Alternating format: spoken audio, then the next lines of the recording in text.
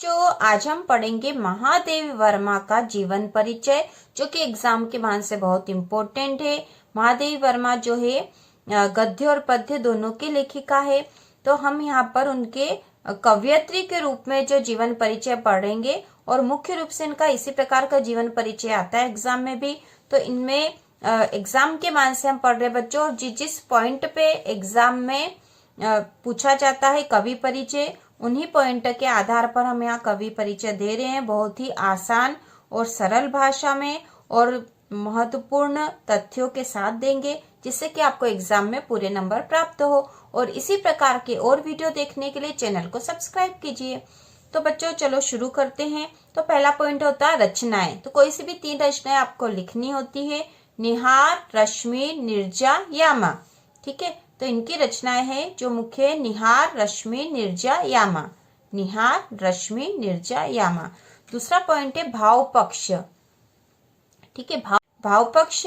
महादेवी वर्मा छायावादी युग की प्रमुख कवयित्री है। इन्हें आधुनिक युग की मीरा कहा जाता है। इनका काव्य प्रेम व विरह का काव्य है। इनके काव्य में वेदना व पीड़ा के साथ रहस्यवादी भावना भी दिखाई देती है। तो बच्चों आपको ये ध्यान रखना है कि महादेवी वर्मा जो थी वह छायावादी युग की कवयित्री है। छायावादी युग की कवयित्री ये मेन पॉइंट है। इसके बाद दूसरा है, इन्हें आधुनिक युग की मीरा भी कहा जाता है। आधुनिक युग की मीरा कहा जाता है। कितनी बार ऑब्जेक्टिव में, वैकल्पिक प्रश्नों में यह प्रश्न आ जाता है कि आधुनिक युग की मीरा के नाम से प्रसिद्ध है। तो इसका उत्तर आएगा महादेवी वर्मा। इनका काव्य प्रेम व विरह का काव्य है। ठीक है बच्चों, ये भी आपको ध्यान रखना, प्रेम और विरह का काव्य है।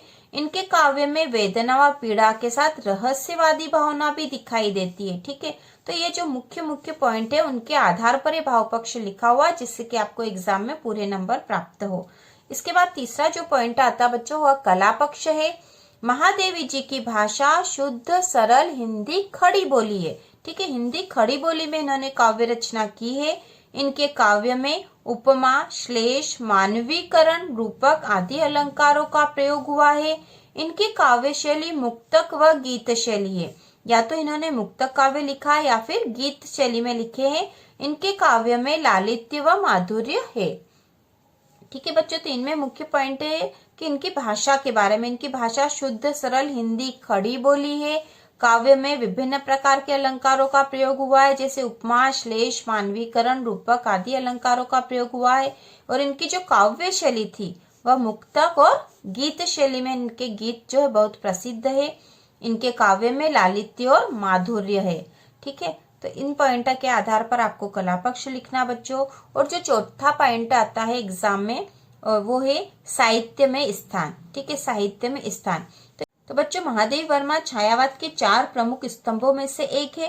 तो छायावाद के 4 प्रमुख स्तंभ जिन्हें माना जाता है, तो वह 4 कवि है जो छायावाद के 4 प्रमुख स्तंभ कहे जाते हैं। वह 4 कवि है जयशंकर प्रसाद, सूर्यकांत त्रिपाठी निराला, सुमित्रा नंदन पंत और महादेवी वर्मा।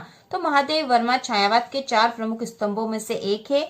उन्हें आधुनिक युग की मीरा कहा जाता है। प्रमुख जो विशेषण उनके लिए दिया गया है, आधुनिक युग की मीरा। हिंदी साहित्य में उनका प्रमुख स्थान है। तो बच्चों इन आधार पे, इन पॉइंट के आधार पर आप यदि जीवन परिचय, कवि परिचय लिखोगे तो आपको बहुत अच्छे नंबर प्राप्त होंगे।